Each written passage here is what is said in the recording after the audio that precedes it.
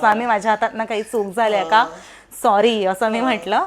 आणि मी डोकं टेकले तिकडे. मी लिटरली तिकडे डोकं टेकल्यानंतर माझ्या डोक्यापासून ते पायापर्यंत अशी एक वेगळीच ऊर्जा संचारित झाली शरीरात. काकी म्हणाल्या, अगं मयुरी चांदीच्या आहेत त्या पादुका. म्हटलं हो. त्या काय समजायचं नाही आणि तुका पण समजायचं नाही आता काय तारक मंत्राची शक्ती आहे ती, तुमका काय कळणार. आणि तिकडे ते अचानक सिरियस झाले. आम्हाला अचानक फोन आला की असं असं सिरियस झालेत ते म्हणून. आई मला म्हणाली की बघ मयुरी, मला खूप भीती वाटते ते कोणत्या अवस्थेत असतील.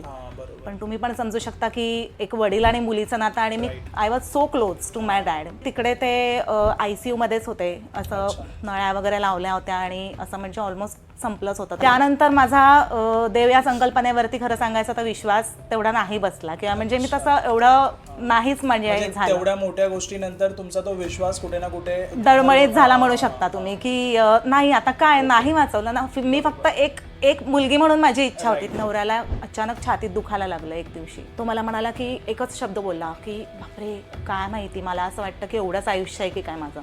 एक शब्द एवढं तर वाक्य बोलला आणि मग मी घाबरले की म्हणजे एवढं ट्रिमेंडस त्याला छातीत दुखतंय. डॉक्टर म्हणाला की कधीपासून हे चाललंय म्हणून. म्हटलं डॉक्टर गेले 3 ते 4 तास असं हे सगळं चाललंय. मला असं वाटलं की त्याला ॲसिडिटी झाली आहे म्हणून हे छातीत दुखतंय. तर डॉक्टर म्हणाले काही त्याला ॲसिडिटी वगैरे झालेलं नाही आहे, त्याला सिव्हिअर मेजर हार्ट अटॅक येऊन गेला आहे. त्याच्या रिकव्हरीच्या पिरियडमध्ये 108 वेळा रोज तारक मंत्र म्हणत त्या स्वामींची एवढी त्यांची मूर्ती आहे त्याच्यावरती अभिषेक करत त्या तीर्थ माझ्या नवऱ्याला प्यायला द्यायच्या.